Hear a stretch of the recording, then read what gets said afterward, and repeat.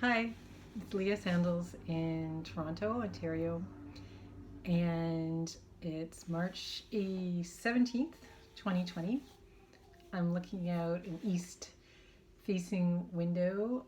The GO train to Union Station just rolled by outside, and I'd like to thank Isabella Wang and the team at Dead Poets for inviting me to read. Some James Schuyler is what I chose. Um, James Schuyler, or Schuyler, lived from 1923 to 1991, and I've just been introduced to his work since January through a workshop that Hua Nguyen is running about writing and reading under the influence of James. And so, what little I know comes from that experience, and Hua runs regular workshops around writing under the influence of other poets. I would really recommend them. They run online and in person too. But in terms of James Schuyler's work, he lived from 1923 to 1991. He was kind of associated with the New York School of Poets, including John Ashbery and Frank O'Hara, who he knew fairly well. He was formerly a curator at the Met Museum before he became a more prolific poet, I guess. And one thing I enjoy about his work is he doesn't talk about art very much, really, but he's got a very refined visual sensibility, I would say. And he's often also looking out of windows, which is very appropriate for this time.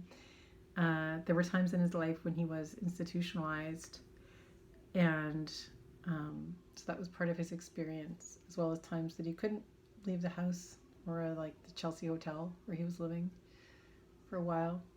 And he's very masterful in terms of always or often staying in the present tense, moving from thing to thing throughout, even a very long poem in the present tense.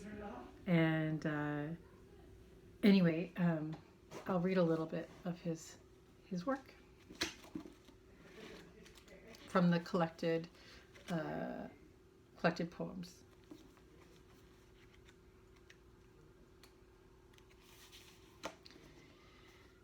Crocus Night. And there's an epigraph. The fire has struggled from my hand. Susan Coolidge. Crocus Night. The heavy umbrellas aren't worth their weight. Doors swing and slam, checked by gusts. A whisperer has a friendly reek. A hell broth and hollows among the clouds. Then the moon goes crocus. That's one of his earlier poems.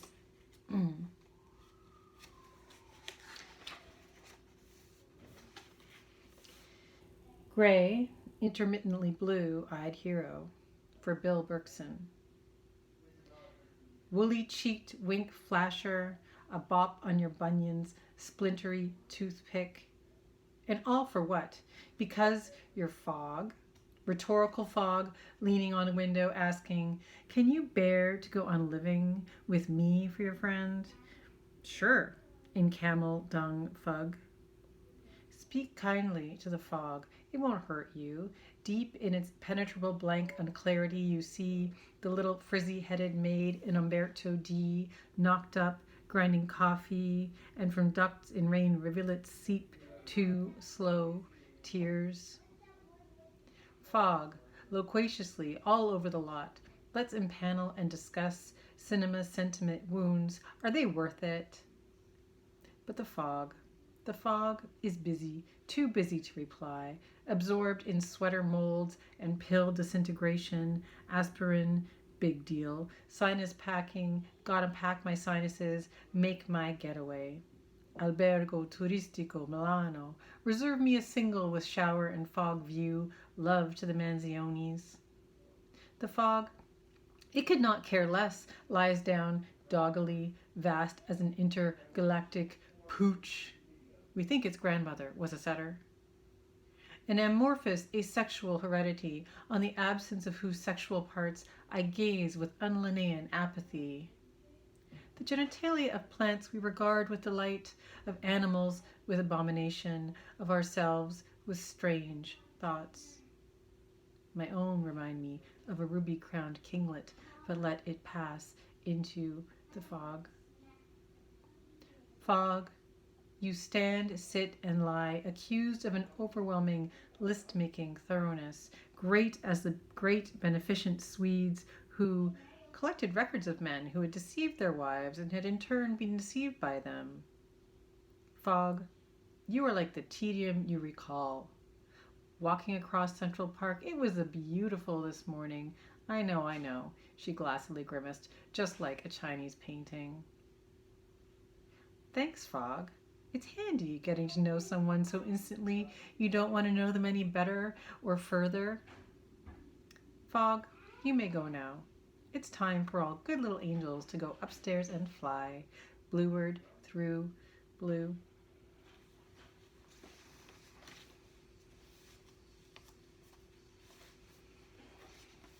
Labor Day. Not what I think or see, I can't, sun in my eyes, or remember or will be. What do I know of that? Or never knew or know for sure, just this day, its clarity, bliss, an unending kiss. What a jip that there is unendingness, but we, or I, only get to sense it. It's not like that this day. A family of 7 walk down our street, a tot on his father's shoulders. 3 policemen chat. The fancy grocer's is open. Liquor store shut. I foresaw that. Drums in my room. We could make each other happy. Radiant clarity. Why today do I think of death?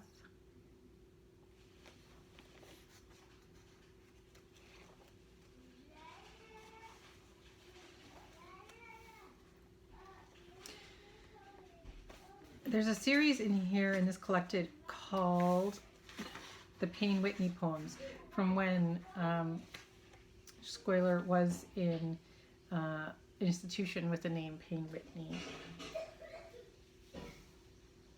We walk in the garden, sun on the river flashing past. I dig ivy leaves. We walk in a maze. Sun shine on. Now it is 1 hour later. Out the window, no sun. Cloud, turbulence, and the wind whistles. Curious.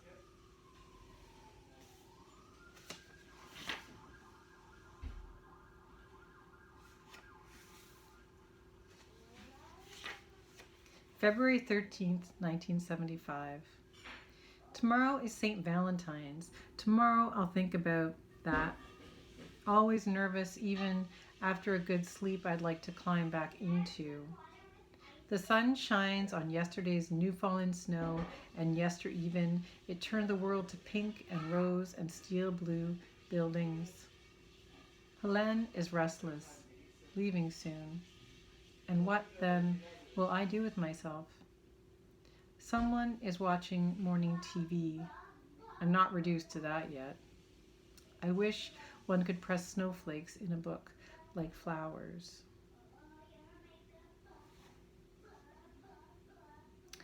Pastime. This is also from the Payne Whitney poems. I pick up a loaded pen and twiddle it. After the blizzard, cold days of shrinking snow. At visiting hours, the cars below my window form up in a traffic jam. A fast-moving man is in charge, herding the big machines like cattle. Weirdly, it all keeps moving somehow. I read a dumb detective story. I clip my nails. They are as hard as iron or glass. The clippers keep sliding off them. Today, I'm shaky. A shave, a bath, chat, the morning paper. Sitting staring, thinking blankly, TV, a desert kind of life.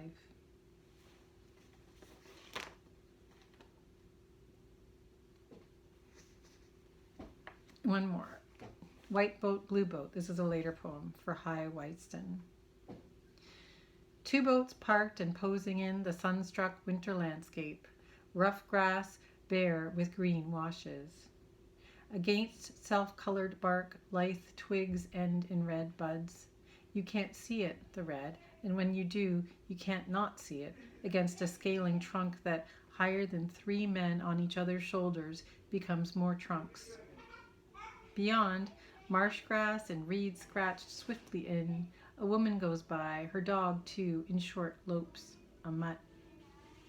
The day can't get brighter, clearer, but it brightens so much and so much more under infinite cloudlessness and icy spaces and endless mystery. That's it for me. Take care, everybody. Stay safe.